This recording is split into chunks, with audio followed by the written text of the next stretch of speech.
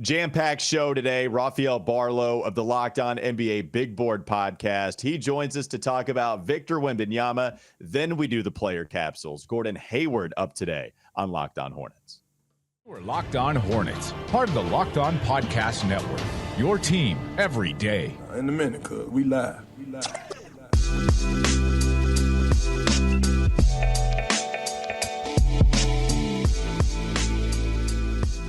It's Locked On Hornets, part of the Locked On Podcast Network. It's your team every day. Thanks for making us your first listen. We're free. We're available anywhere you get your pods. That includes YouTube, where you can watch Doug Branson do a funny dance. Download the Game Time app because this episode is brought to you by Game Time. Make sure you create an account. Use code LOCKEDONNBA for $20 off your first purchase. Last-minute tickets, lowest price guaranteed. Should we promise people, in order to drive them to the YouTube channel, that you will do a dance at the start of every show?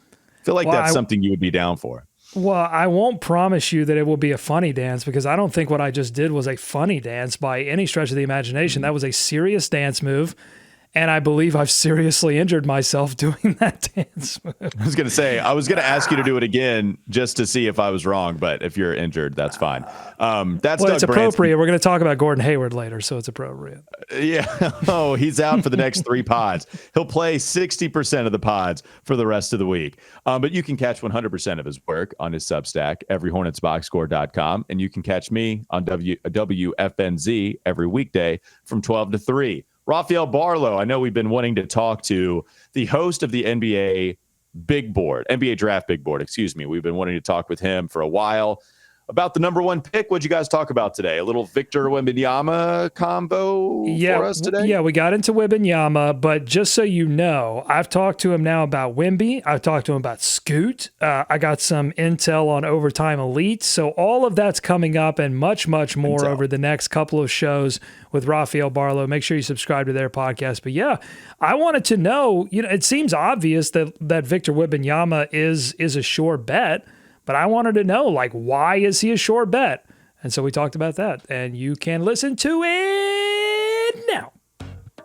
So I've got my draft cap on, and that means that we've got an expert here from the Locked On NBA Big Board podcast. It's the one, the only Rafael Barlowe, the Locked On Podcast Network's foremost expert on the draft. Rafael, thanks for joining us.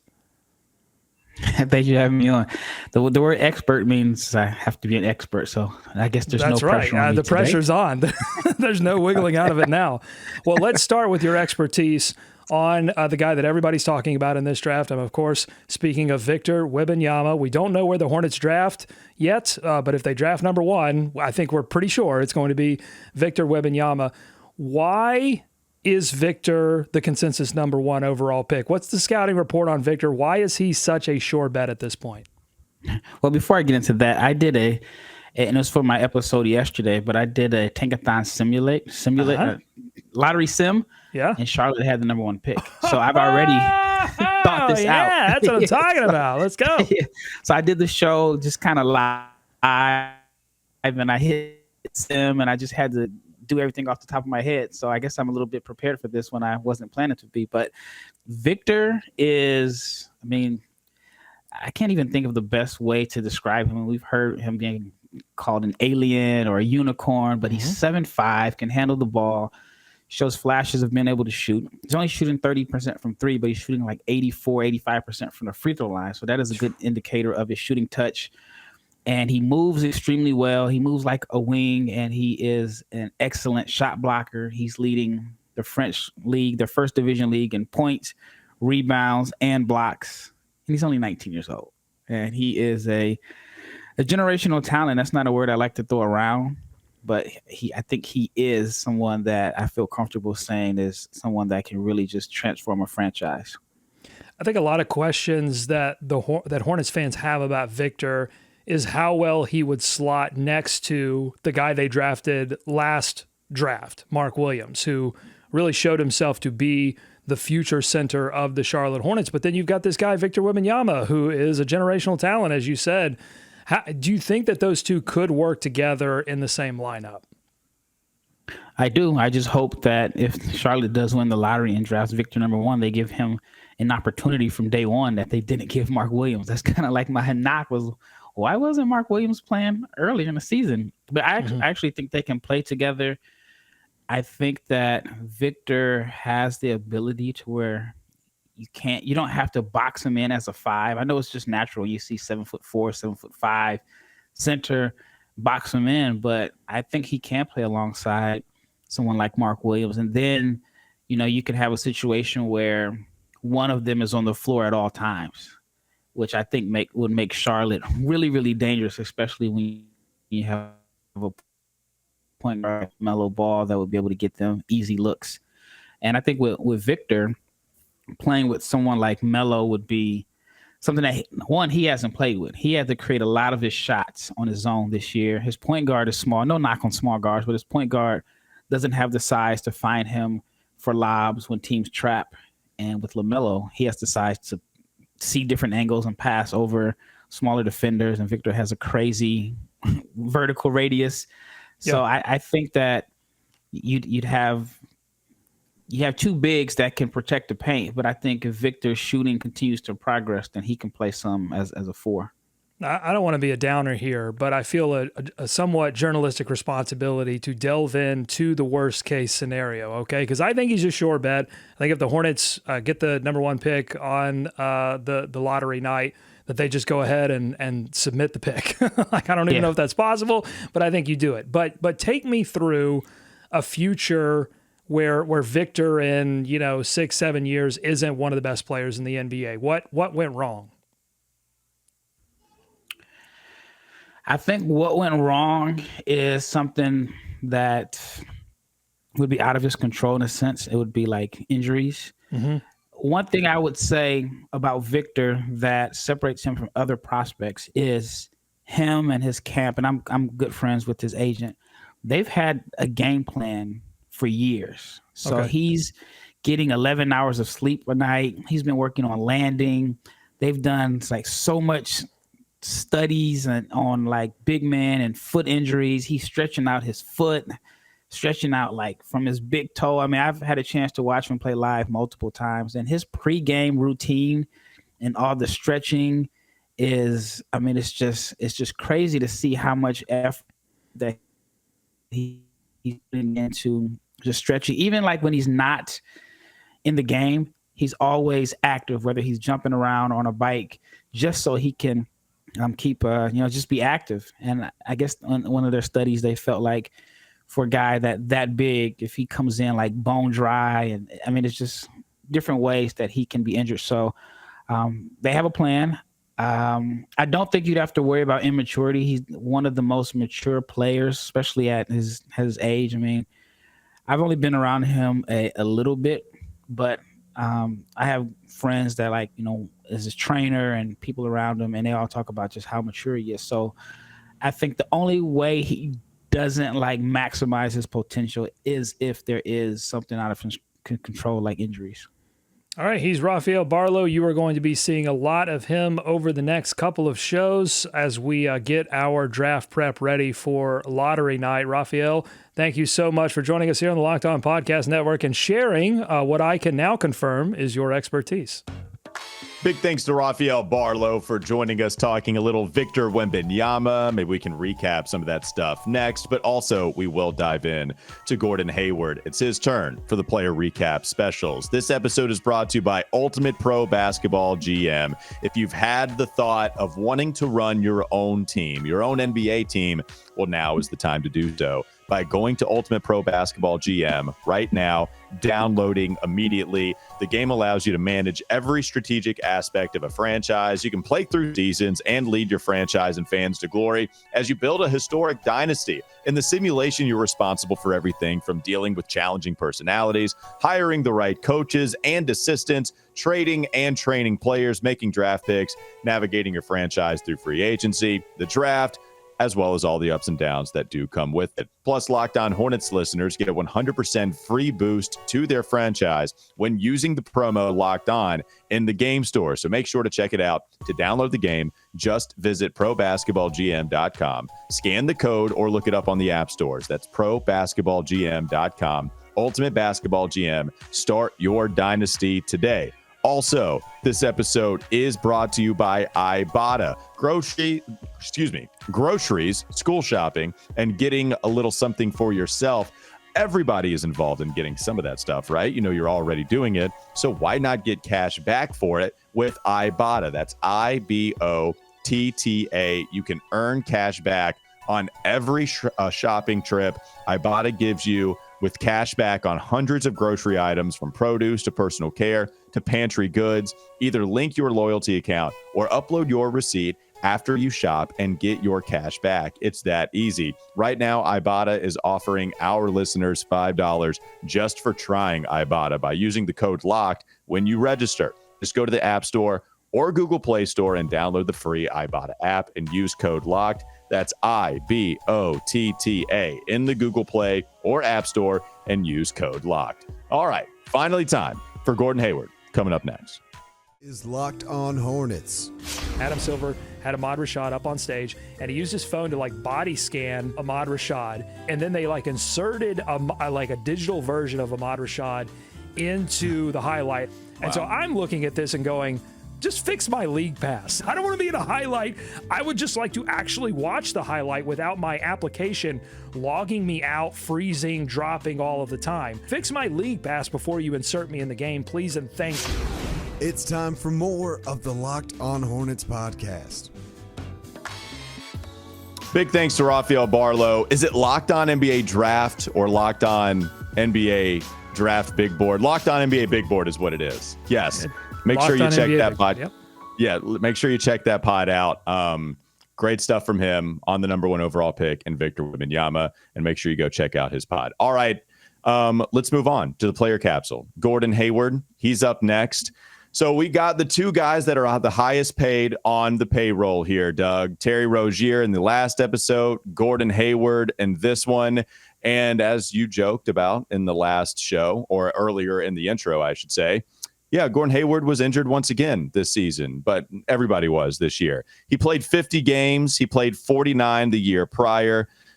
Points per game average was down a little bit. 3-point percentage was the biggest difference here. If you just want to go from one season to another based on the biggest difference in any kind of category that you go to, the 3-point shot, that just wasn't working. But he's a victim, just like everybody else is on this team, of never playing with a healthy roster.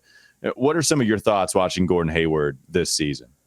His 4th straight season now, going back to his last season with Boston, where he's missed 20-plus games. He was out 8 games, 9 total, I guess, for the shoulder contusion. And that shoulder contusion became a shoulder fracture.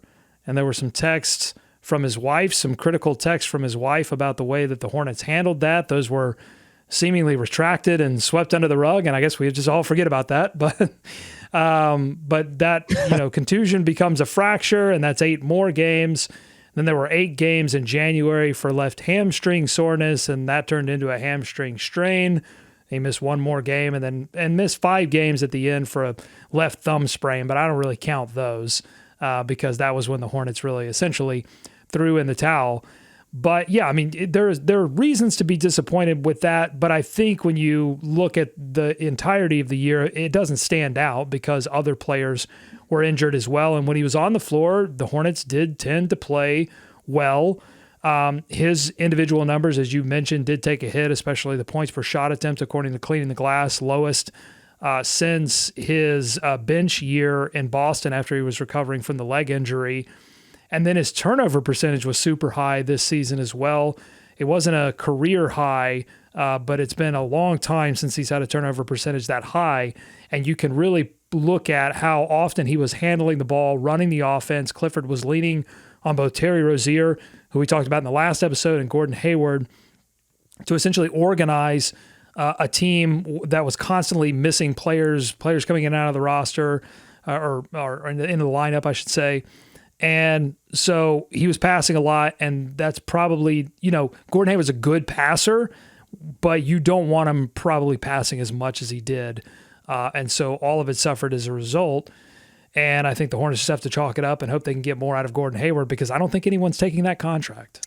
Well, the thing is now, though, right? Do you view it as an asset? Because it is an expiring deal. And so even if it's a big number, what you can do is also facilitate that as creating a lot more cap space for yourself when everything comes off of the books. And so a team might think, okay, yeah, now we can bring in this contract, do some salary matching. And then as soon as he's off the books, bam, all of a sudden you get $33 million free in cap space. I actually wonder just what kind of team would value the length. Of course, you don't want him for long term. If it was $30 million for 3 more years, then of course you wouldn't want it. But Doug, this is why I think there's a real shot that you could trade Gordon Hayward, especially for a team that is looking to be in contention, right? You don't have to bring him in as a starter. You can bring him in if there is that cap maneuvering ability within your power.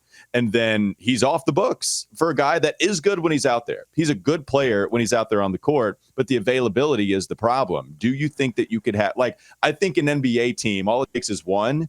That I think there is an NBA team, especially if it's as open as it seems to be this year in the postseason, that might think, hey, Gordon Hayward can come in and help us, and we're not obligated to pay him long term.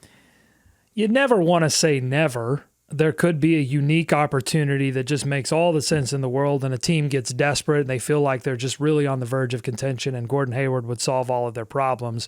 I think the difficulty with imagining that scenario taking place is that if you're a team that's in contention and you plan to make a deep run in the playoffs, do you really want to depend on Gordon Hayward, who hasn't done that in a while? His body hasn't been through that in a while. It can't really even get through a regular season without missing 20-plus games. Like, do you really want to depend on that and give up assets? I mean, that's the whole thing, right? Because the Hornets, you know, if the Hornets were in a different situation where they were just looking to get off this deal, they could find maybe a taker. If you package some picks with it, they could find somebody to take the contract off their hands, you know, a bad team that would take on that money. But that's not what the Hornets want to do. They want to acquire assets, I would think. And so, you know, you are looking at contending teams at that point. And if I'm a contending team, I'm going, look, there are probably some younger, assets out there that we can roll with. I mean, the Hornets, I don't really believe in this front office as it's currently constructed and their ability to actually get deals done. Even with it being expiring, I just fair. Don't think they can get it done.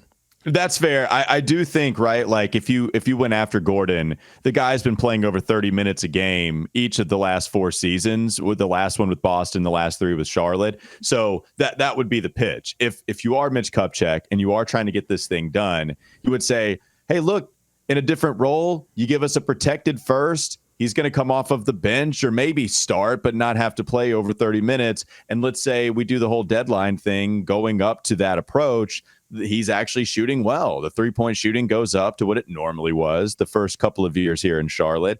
The field goal percentage overall, him being a 15-point, like, I think there's a path, but you're right. Like, they have not shown much ability at all to get deals done like this.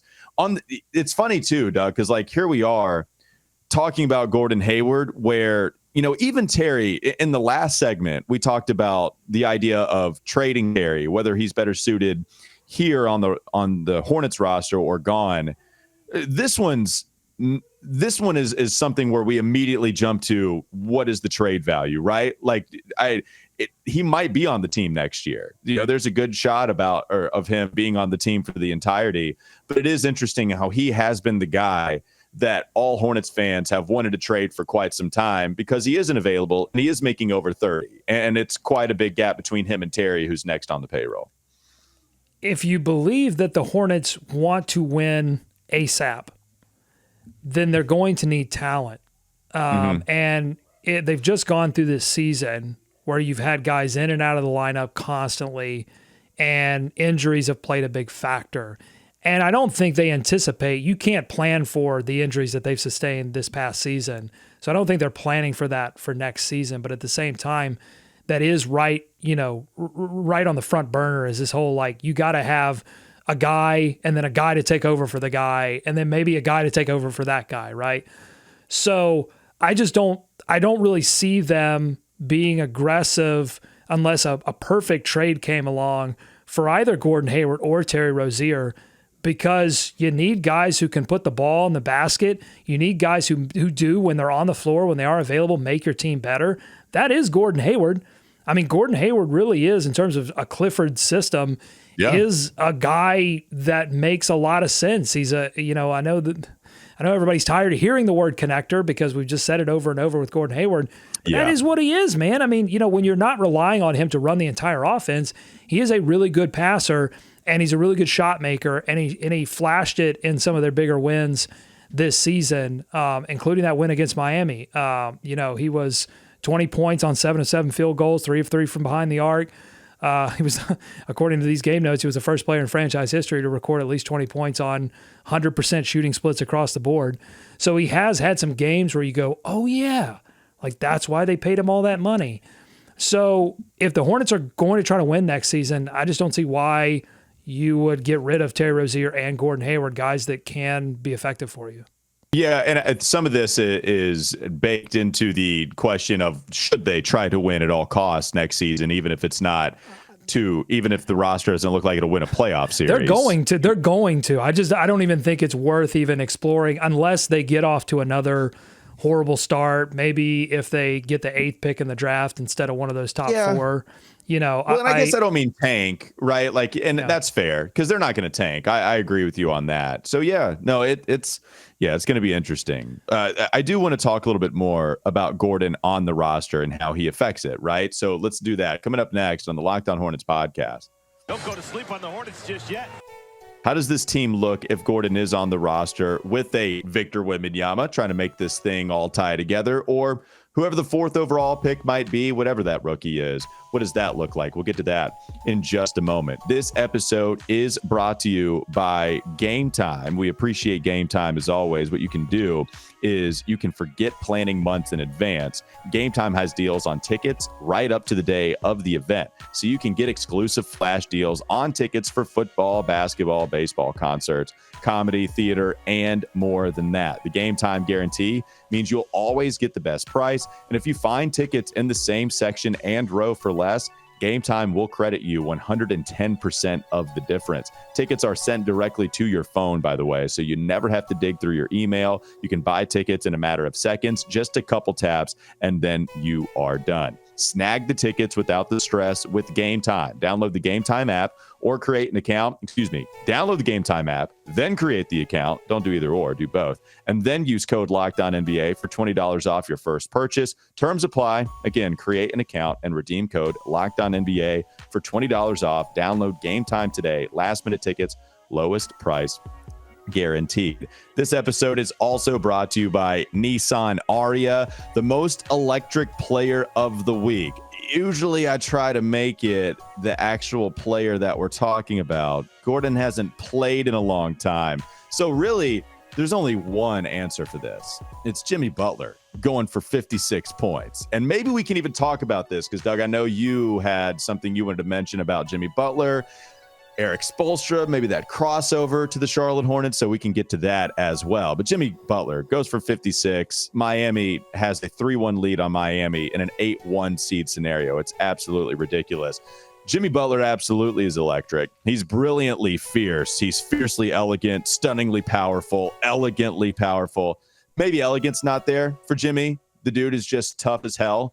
But I do think you could describe him as the 2023 Nissan Ariya. It packs pin you to your seat power and premium intelligence all in one EV. The all new, the all electric 2023 Nissan Ariya, the EV for people who love to drive. Shop now at nissanusa.com. One more segment to go. Locked On Hornets. All right, so Gordon Hayward on the team next year. Doug, that's something to me. We've talked about this a little bit. There is a world where that works, right? So LaMelo comes back. He's healthy.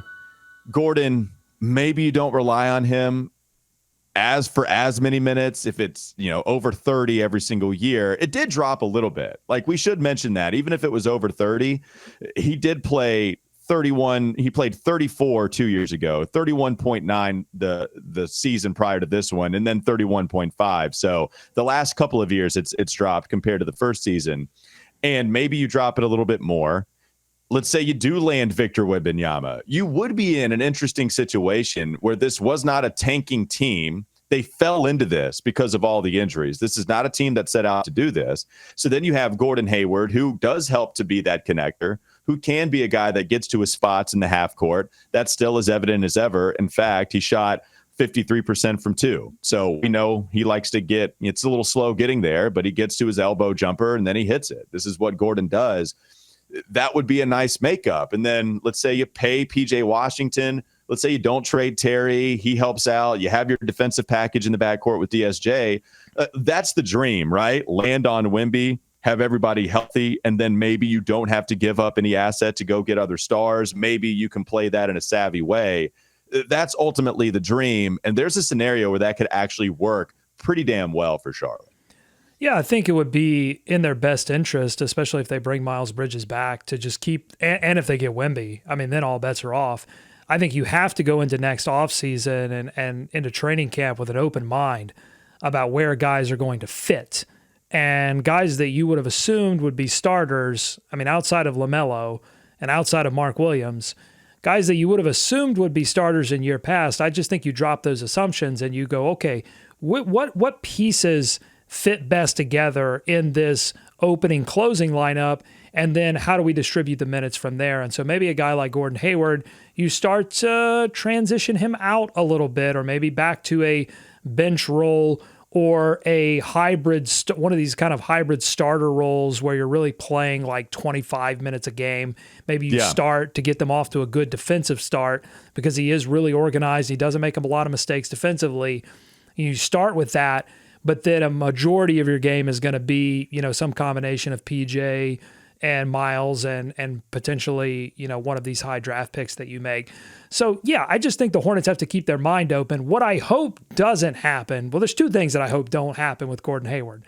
One, that you end up trading him and trying to unravel it by, getting some other longer term deal, similar to what they did with the Lance Stevenson mistake. It kept unraveling and they kept trying to get out of it at the last second, and a bad decision would turn into another bad decision, into another bad trade, and on and on and on.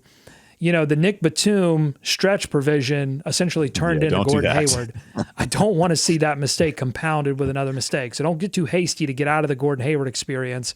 I'd rather them just stick it out and let the money fall off the books. The second thing that I hope doesn't happen is a Nick Batum situation where you've got a guy that you're paying a lot of money languishing on the bench because you are transitioning fully away from that player, and it just becomes this sort of awkward totem of mistakes of years past. I don't want to see that either. I hope they can find an effective way to make Gordon Hayward a part of the team, even if he isn't going to be a major piece.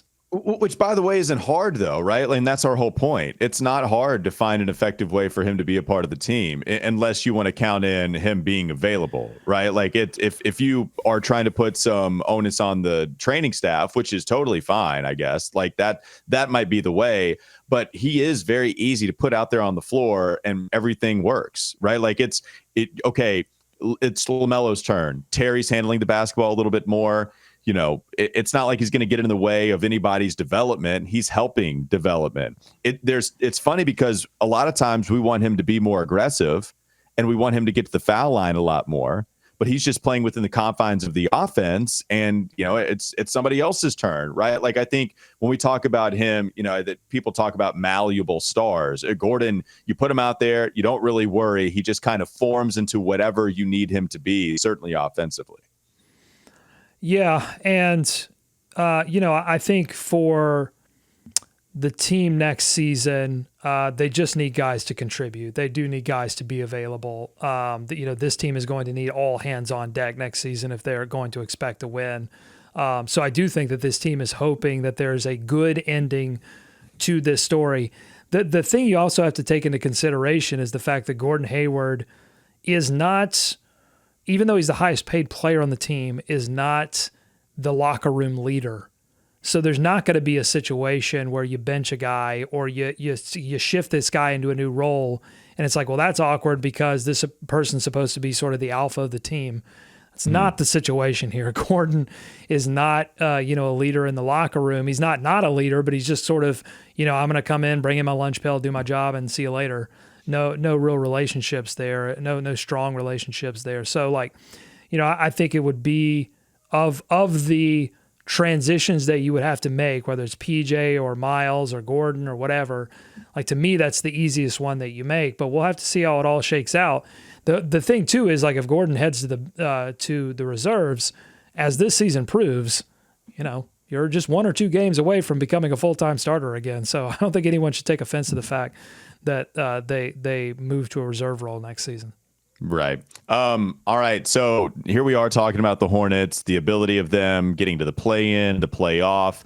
Doug, now maybe the Miami Heat are starting to give some reason to Charlotte fans to believe if you can actually get into the 8th seed, maybe you can actually make some noise. Here they are with a 3-1 lead over number 1 seeded Milwaukee. And it's in part, not even in part, it's because Jimmy Butler scored 56 points in what was an absolute heroic performance for them to be able to build that 3-1 lead. I know we were talking about this in the Terry Rozier episode. We didn't get to it, but what did you want to point out from not only Jimmy's performance, but also just a team that is here ready for the postseason that didn't have a good regular season?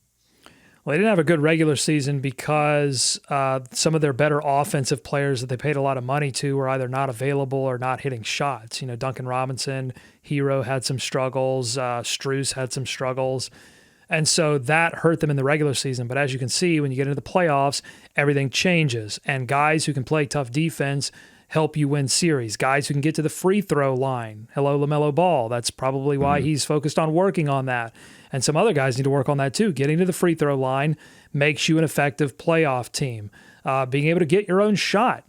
That's what makes a Gordon Hayward very valuable. If he's available, and that's been a huge if, but when they were playing their best basketball this season, there was a little brief window when the Hornets were playing really good basketball, and it happened right there in the middle of February through the All-Star break and into the beginning of March. He scored at least 20 points in those 8 games between the middle of February and the beginning of March, and he averaged 55% from the field and 46% from 3. And a lot of that was not him being distributed to. A lot of that was Gordon Hayward just going out there and getting his own shot. Those are the kind of players. It's why they paid him a lot of money, because they expected him to be available and they wanted to be in the playoffs. And those are the kind of players that you have to go get. They've got to start getting some of those players in the draft. I'm sure that's what makes Miles Bridges ultimately attractive to the team and why they would risk all of the PR, because Miles does project he was starting to project as a guy that you could throw out there and could go out there and get his own shot in a tough way. And that's what Jimmy keeps showing you is that, look, I can just relax in the regular season because I'm going to turn it up to 11 in the playoffs and you're not going to be able to stop me. Yeah, that would be great. Have Jimmy. That'd be fantastic. That guy is a stone cold killer. I'll always remember when Jimmy Butler spoiled the ability to get a win after Kemba's 60-point performance. There are some regular season moments he will crush you as well. And that was one. Kemba goes for 60. He hits a 3 at the very end, and eventually Charlotte loses because they could not get past Jimmy. That was when he was playing for Philly at that time. Absolutely incredible. Well, and the Hornets have not had like a fiery competitor like that in a very long time. It's something that's been missing from this team's chemistry. Right. And Jimmy is the extreme, but who would even come close to that stratosphere, right? Like, yeah, that's tough. Jimmy is different. And I don't even know who would be in that neighborhood. But yeah, there's not many. It's what makes him so special. So that is your player recap for Gordon Hayward. We will give you another episode on player recaps, actually, as we go on in the week. Dennis Smith Jr. is up next. So stick around on the channel for DSJ. That's going to be a brighter one. That's going to be one that we can talk about in a bright way. That was a fun storyline this past season. Thanks for making us your first listen. Make your second listen. Game to game NBA, every moment, every top performance, every result. Locked On Game to Game covers every game from across the league with local analysis that only Locked On can deliver. Follow Game to Game on Locked On NBA, available on the Odyssey app, YouTube, and wherever you get your podcast. Have a great rest of your day. We'll be back with you tomorrow.